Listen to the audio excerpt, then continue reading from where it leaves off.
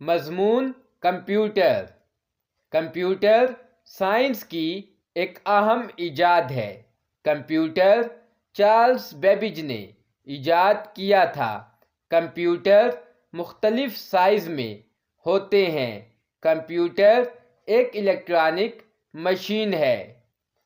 یہ ڈیٹا کو بطور ان پٹ لیتا ہے، اس پر کام کرتا ہے اور آؤٹ پٹ دیتا ہے۔